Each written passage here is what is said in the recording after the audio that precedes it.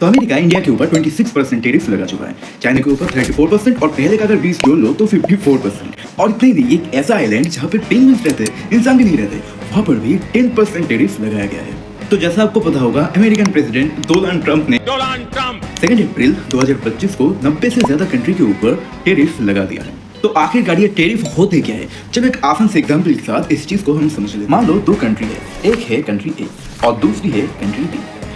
अब मान लो कंट्री ए में टीवी बनाने की कंपनी है जो कि टीवी बनाती है और उसको $110 में अपने देश में बेचती है। कंट्री ए में जो लोग रहेंगे उनको अगर टीवी खरीदनी है तो उनके पास और कोई ऑप्शन नहीं है। उनको अगर टीवी खरीदनी है तो अपने देश का बना हुआ टीवी उनको खरीदना पड़ेगा $110 देके। अब वहीं पर मान लो कंट्री बी जो है, उन्होंने भी सेम फीचर वाली टीवी बनाई है और उसको कंट्री ए में उन्होंने एक्सपोर्ट किया है और अपने जो टीवी का महंगाई उन्होंने रखा है $90।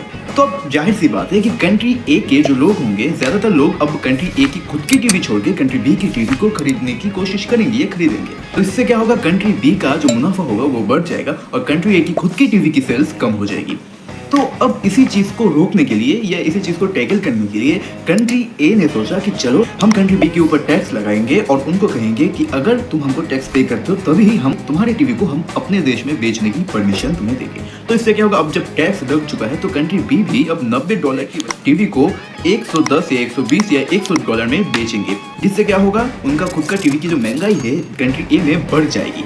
अब फिर से कंट्री ए में जो लोग होंगे वो कंट्री ए के टीवी भी ज्यादा खरीदना चाहेंगे। तो इसी जो टैक्स कंट्री ए ने कंट्री बी पर लगाया है, वैसे कंट्री बी भी कंट्री ए पर टैक्स लगा सकती है अगर कंट्री ए कोई चीज कंट्री बी में इंपोर्ट करना चाहे, बेचना चाहे। तो ऐसे ही एक देश दूसरे देश के ऊपर अपने सामान को एक्सपोर्ट या इंपोर्ट करने के लिए जो टैक्स लगाती है, इसी को टैरिफ कहा जाता है। उम्मीद है आपको समझ आ चुका होगा और ऐसा ही कंटेंट अगर आपको और चाहिए तो इस चैनल को सब्सक्राइब कर देना, अच्छा लगा हो तो लाइक कर देना और अपने दोस्तों के बीच शेयर करना।